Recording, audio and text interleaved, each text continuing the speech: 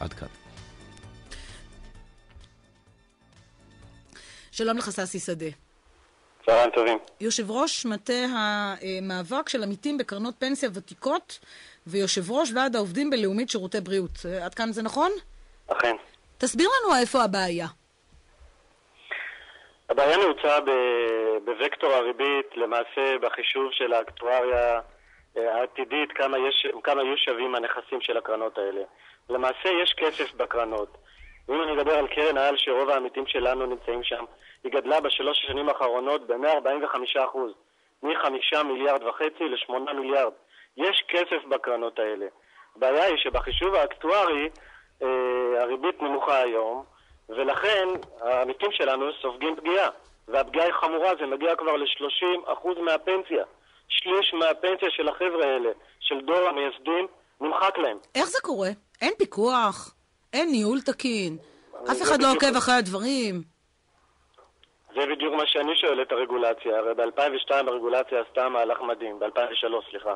היא לקחה את הקרנות הגירעוניות והעלימה אותם. העניקה להם 82 מיליארד שקל במונחים של 2003. מ-2003 עד היום, ב-2003 סליחה, אישרו קו גם עם הקרנות המאוזנות, נותנים להם 1.57%, ומאז ועד היום למעשה רק הקרנות הגירעוניות זוכות מכרית הביטחון. ואין הפחתה לעמיתים שלהם, וככה צריך להיות דרך אגב.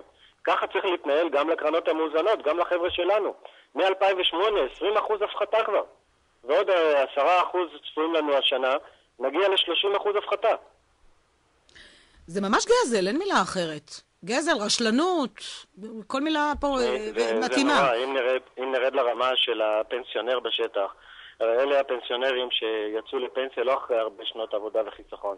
הפנסיה שלהם היא נמוכה.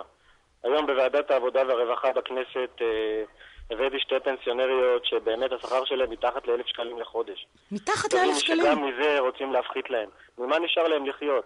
אני לא בטוח שמישהו באוצר שם מכיר את ההרגשה הזאת ביום שישי ללכת לכספומט ולא יוצא כסף, לחזור לבית חפוי ראש. זו הרגשה איומה. כמה אנשים יש כאלה? במספרים? 150,000. כמה? 150,000. 150,000 אנשים שנמצאים במצב הזה. גמלאים ופעילים. ומה הדרישה שלכם? מה עכשיו אפשר לעשות? איזה פתרון אפשר לתת? אנחנו דורשים שוויון זכויות. אנחנו רוצים שהמדינה תראה. הבעיה העיקרית היא בעיה תיאורטית, היא לא שאין כסף.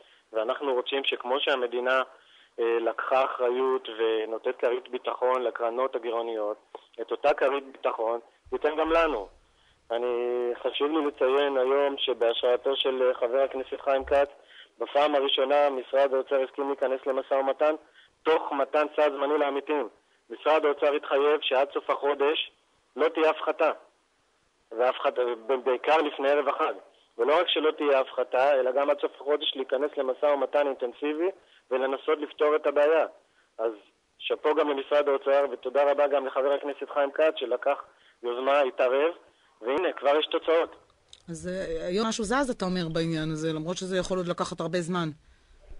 אני מקווה שזה ייגמר עד סוף החודש. תראי, היום מאות גמלאים שלנו, גמלאים ועובדים, יצאו להפגין מול כפר המכבייה, כשהתקיימה הוועדה. כן, כשהיו הדיונים של הוועדה שם בפנים.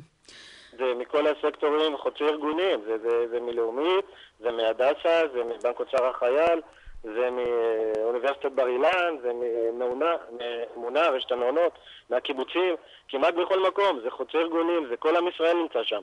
ססי שדה, יושב ראש מטה המאבק של עמיתים בקרנות פנסיה ותיקות, תודה רבה לך על השיחה הזו, ואנחנו את המעט שלנו, אני מקווה תרמנו. תודה רבה. פרסומות.